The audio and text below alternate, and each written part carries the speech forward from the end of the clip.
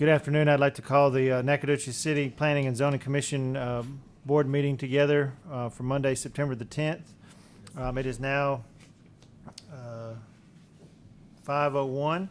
Call the meeting into order. If we could start with agenda item 2, which will be reviewing the minutes from last meeting. Are there any changes or questions? I move that we accept the minutes Okay. and necessary correction. Perfect. All those in favor say aye. Aye. Aye. Those opposed? Motion carries. On to planning, agenda item 3. Conduct a public hearing and consider a request for approval for the zone change from agricultural A to I2 heavy industrial for lot 28, city block 59, property ID 7313, located at 3602 Rayburn Drive, Nacogdoches, Texas. All right, thank you. First of all, I want to welcome our newest commissioner on the board. You don't have to say the name. Ken Dafish and we are looking forward to working with you. So far, it's been great. A lot of interesting cases, and everybody has been doing their best to give good suggestions that would help move the city forward. So we are excited to have you on board, and hopefully we'll get to talk more behind the scenes. Great, thank you very All much. right. So this rezone, I think I introduced Caleb the last time. He's with me in the planning office, and as part of his training, I'm giving him the opportunity to do a presentation today. It's one of the key things in being the planning profession. So Caleb will do the presentation, and then we will take all the questions together at the end of it. He'll take the questions. All right, so I'm Caleb. I'm just the intern here, but today we're going to be talking about probably not a very exciting zoning change. We're looking at, this work? Awesome. Oh, right there, cool. So we're looking at a zoning change from agricultural to I2 heavy industrial. This is on 3602 Rayburn Drive. It's about 0.71 miles south of the loop. A lot of this is already zoned agricultural. As you can see, this is where it is in placement to the city limits. As you can see, the majority of the land around it is in the ETJ. Here's an aerial location map, just showing how little development is around it. This is a site plan showing that what we have already on site is a metal building and an RV, you know. So currently, the area around it is zoned agricultural. Everything that touches it is zoned agricultural, or it's touching the ETJ. A lot of the existing land use around it to the north is a lot of commercial use. Some of it is vacant. Around the south, farther down, you'll be able to see there is the City of Nacogdoches water treatment plant. So that's an industrial use already existing. But a lot of use to the east and to the west is industrial use.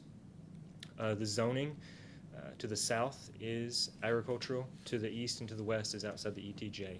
That's not a real big concern. But to the north, you do have a little bit of agriculture, but the majority of it is already zoned I2 heavy industrial. So as you can see, for the future land use map, this wasn't property that was inside the city limits at the 2003 future land use map, but it was already considered to be I2 heavy industrial. That's this map that you're talking about here, correct? Yes, sir. Okay. Yes, sir. So there are pockets of industrial zoning around it. There is also a case because there is the future land use is industrial, and that is one of the reasons that the people, the applicant wanted to be able to zone this to I2 instead of doing it to B2 or something else that can effectively use an auto repair shop, because that is the main intent behind this. The people that want to use it, to be able to use this land, want to use it for an auto repair shop. That is not allowed under agricultural zoning currently. And while, as stated, it can be used under B2, general business, They feel that the existing land use around it is already I2 heavy industrial, and it makes sense for them to petition to zone for I2 heavy industrial. As it concerns the flood damage prevention, as you can see on this floodplain map, it does fall into the 100-year floodplain. Building in the floodplain is not prohibited by any means, so far as the necessary requirements set by FEMA are utilized and matched and adhered to. Staff would ideally not advise a residential use, but as we can see, this is not a residential use, this is a commercial use. As it concerns notices, staff sent out 14 notices to the surrounding property owners in the 200-foot notification area. There was 0 responses received in favor and 0 responses against. So that staff believes that an auto repair shop would be a fit, a better fit for the existing land use compared to residential uses due to the presence of a floodplain. We have already advised the property owner of potential future hazards relating to this use if they wish to further develop this land, but they are not putting up residential use as it stands, nor will the zoning allow residential use. It's pretty simple, it's pretty straightforward. That is essentially all I have. So if you have any questions, I will happily direct them to Leo. Either one of you have a question me- for Caleb? there's- I didn't go by and look at the site, but I'm trying to identify exactly where that's located. That's next to the treatment plant? Yes, please. Okay, so it's past the wood treatment, the wood plant, Caltex. Yes. Caltex, Yeah. okay. And just to a little bit of addition, as city staff, we have not actually given 100% approval of this rezoning. It's more of a 50-50, like a balance. And the reason being that if you look at the zoning map, there are 2 properties to the north that are zoned ag. The one immediate to the property is owned by the same property owner who wants to rezone. So ideally, that property owner would bear all the negative effects should a mechanic shop come in there. So he owns the land, and he owns 2 parcels, and he's trying to zone one for commercial use. Is that where the old Lone Star plant used to be? The old Jerry will help me on that. Since David Singleton's place, Yeah. right there on the right when you pass Animal Science and those. just before the businesses. water plant treatment. Road. Turn Just take a right next right. to it to the water treatment. It's right there on the corner where the. Okay, well, right up from that used to be the Lone Star plant, Okay. Oh, okay. because they used to have a bunch of cars out there. Yeah, I think there's a space in between there. This is closer to the water, this is going away Okay, from this is town. the lot right before you get to the Water- treatment You plant. take a right there. Yeah, okay, Right. I know what a treatment plant is. Yeah, And but as you, animal as you drive along the street, you realize that it's all industrial uses, pilgrims, and so many other industrial uses. And so, and I also want to clarify that we did see some pockets of residential development on site. But one unique thing that we also found out was these residential developments have like private businesses behind the houses. So you see a house with like a private fabricating business or something right behind the residences. And so we as a staff ideally wouldn't have rezoned just that piece for industrial use, but we felt that the immediate effect will be on the same property owner, and so we wouldn't recommend denial, but at the same time it's also in the flood zone. Majority of it lies in the flood zone, and ideally we want to see a commercial a mechanic shop compared to seeing a house on site. And so weighing the two, we think there's more advantages in rezoning it to heavy industrial as compared to any other use. Will you review again, I'm sorry, I I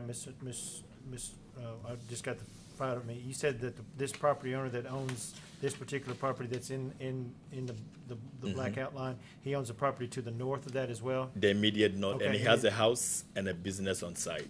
Okay, and so then there's one other parcel above that. Sure. Does he own that, or is that someone else? He doesn't own that, but you realize that that parcel also joins the industrial zoning. Yes. So there would be this only agricultural. but Now, just who you one say the little piece. owner is? that is Who?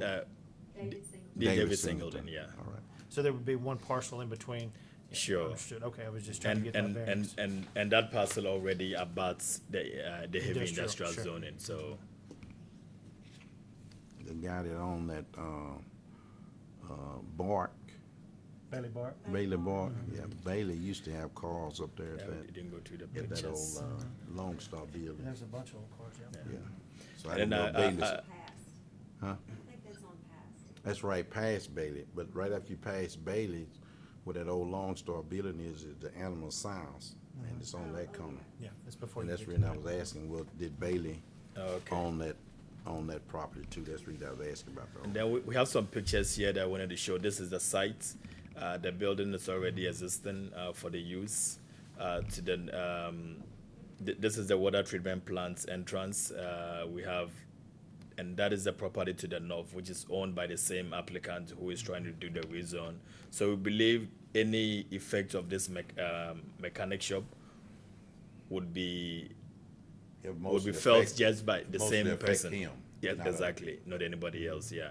And this is the property to the north. I think you can see a residential development out there. But if you go beyond the residence, there's a big workshop going on there. And I think one was an air conditioning and one was something for fabricating or Up something on the like that. hill, they do Yeah.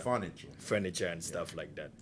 And then we did show some development on Rayburn Drive. This is an industrial use. I don't know exactly what is going on, but That's the old Lone Star. Lone Star, and then probably another industrial use I along think that's Rayburn entrance Drive. into Caltex there. Yeah. Yeah, that's interesting. Cal. Then this is the road, and then this is Pilgrims. I think Pilgrims has another facility out there on They have Rayburn their- Drive. they have their So basically, along the whole street, it's all industrial uses, and so even though this is not directly, it's a big jump from ag to heavy industrial, but once we look at the existing uses, we feel it is in line with whatever is happening on there. So even though we are not really laying 100% on approval, using the current analysis on sites, we don't see any adverse effect on this rezone. Okay. Any other questions? No, that answered most. I was trying to figure out. I was thinking it was on the inside of the loop. That's the reason I never could get the location right. Yeah. I think that's, we're just gonna open it up if there's anybody else. This is a Sure. public meeting. If there's anybody for or against, feel free to speak up.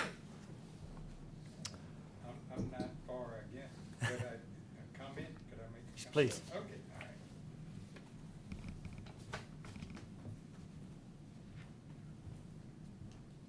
Roy Bowling. I wanted to make sure I understood the property, the two lots that's in between the heavy industrial Sure. that you're asking and the ag. Now, are both of those properties owned by Mr. Singleton? No, it's the one, if you don't mind, I would Oh, just okay. use this Yeah. one in the map to show that.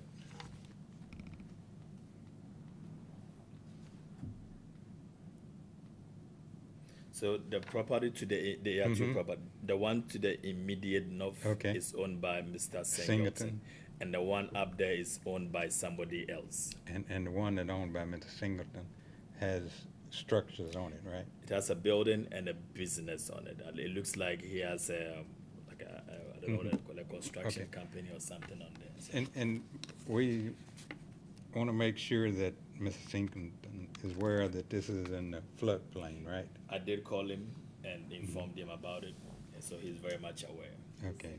I mean, it's not that he can't build a structure there, but it has to be at least a foot high Sure. off the You ground. have to meet your 100-year floodplain Right. requirement. Yeah, requirement. So just want to make sure the owner is aware this is in the floodplain, and that's my comment. Okay. Okay, thank you. Thank you. And I think we did send a letter to the owner for them to be at the meeting, and P&Z has the option to, if you want to request the owner to be here just to be sure about the floodplain issue, it's up to you. Or I mean, like I said, we think it's a huge one. So, but we have called to inform him about the floodplain. So yeah.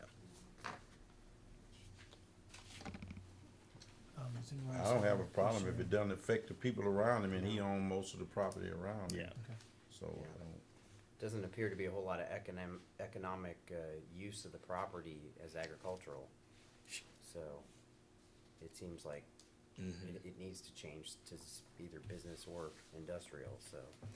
Then now, thanks for bringing it up. Most of the agri zones that are located at the edges of the city limits were all annexed into the city, and at that point, the city just put ag on zoning on them. So most of them are vacant and have Because nothing they were going unimproved on. property. Yeah, Yeah. yeah. So they are not necessarily agricultural lands. They were Yeah. just vacant Just lands, and the city put the ag zoning on them. Yeah. Okay, I think that's all we have.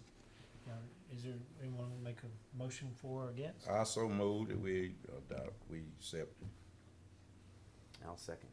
Okay, all those in favor say aye. Aye. Those opposed, nay.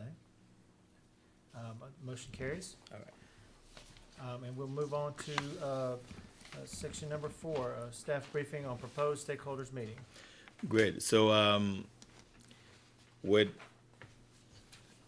since I came in here under the direction of the city manager, we've had concerns about most residential development happening outside the city limits, whereas there are so many vacant lands within the city. And so, city manager, under the guidance of other directors, the city thinks it's about time we saw infill development within the city. So what we are trying to do is to invite all the stakeholders, developers, contractors, real estate agents, and everybody that is involved in the development community to come together and have a meeting with them and find out what are the ways that they can partner with the city to encourage infill development within the city limits. It does not mean we don't want to see development outside the city limit, but our major issue, our major concern is having infill development, because a lot of manufactured homes or old homes are being demolished, and these vacant lands are just being left undeveloped. So we think it's about time we try to find out what the city can do to encourage development within the city limits. We've been able to identify about probably over 30 stakeholders that build in the city, real estate agents, all the way to people who work in banks that give out loans for residential development. And so our target is to have this meeting probably early next month, and then we would invite the PNZ to be at this meeting. It's going to be more of a discussion issue. We did some research, and in my previous city, where we did one in my previous city, and one of the things the city came out with was giving incentives to developers. If you want to rezone from R1 to certain zones, we give you, we waive the zoning fee, tap fees for C1 or stuff like that. I don't think we are going to make any promises at the meeting, but we want to find out what is making them build outside the city limit, as opposed to probably most of them might just complain about certain things that we might not think of. So we think it's a good start for us, and we plan on doing this next month. And when the time comes in, we'll send letters to you to invite you to the meeting. So I just wanted to start a discussion with you to let you know this is what staff wants to do, and we hope you'll be able to make it to the meeting as well. 2 questions. One, is it just more of just an informal meeting, just getting people in a room and just visiting and just kind of Sure. question and answer type situation? Sure, sure. So if we have builders in the city and we ask them, why are you not building in vacant land around the south side or the east side, then they will probably tell us why they are not doing it. And if the city can do anything to solve those problems, then we'll be able to do it. We want to see development from their perspective. Sure. Because we as a city cannot see everything that goes on. So we want to see it from the people who actually work in the real world to tell us what is going on. So Have the city ever considered enterprise zone? When the last time we had enterprise zone, or do we have one now? I in the don't Pacific area. I don't think we have some now. I think what I've seen more with the city involvement has been affordable housing and stuff like that. But that would be a good point to They safe had zones one and a years place to ago. go. You know, To incentivize a little bit. enterprise zone. I think that's during the time Pilgrim Pride did a lot of expansion doing that. Oh, okay. because MLK out through that way was an enterprise zone. So that is something that we can look at again. So Mr. DeBoe. Yeah, I was wondering if I was gonna wait till they finish, but if yeah, I'm done with my part. I So could just yeah. say one No, please. No, we don't have an enterprise, wait, I get that back. Yeah, Roy Bowden again. No, we don't have a per se enterprise zone there. One of the issues we have as far as development, whether it's residential or industrial. Industrial, they want to put in a certain, depends on the industry. They want it to go into the southeast or southwest ward. Residential, they may be okay with it in like in the northeast, which is more residential than it is the northwest. But that depends on the type of housing, the price of the housing. So they want the growth, but they want to dictate what Where it's type gonna of be. growth and where it's going to be. And that's the issue you have, because a lot of the land that's available out there now is owned by families. And some of those families will not sell because you're not developing what they want and the price range that they want. They don't want homes out there selling for 100,000. They want homes selling out there for 175 to on and up, because they're saying they don't want it to devalue the property. Sure. So, we don't have an enterprise zone right now. Thank you. Thank you. Thank you. All right, that's good information.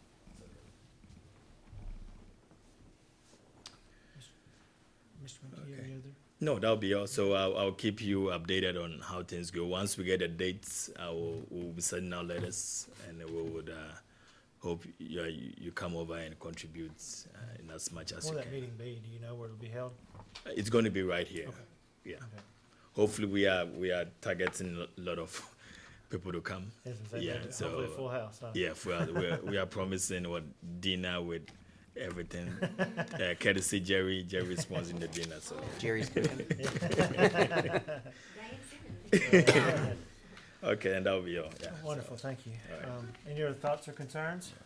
Okay, well, we'll adjourn this meeting. Sure. It is now 5:20. All right. Thank you very much. Thank you.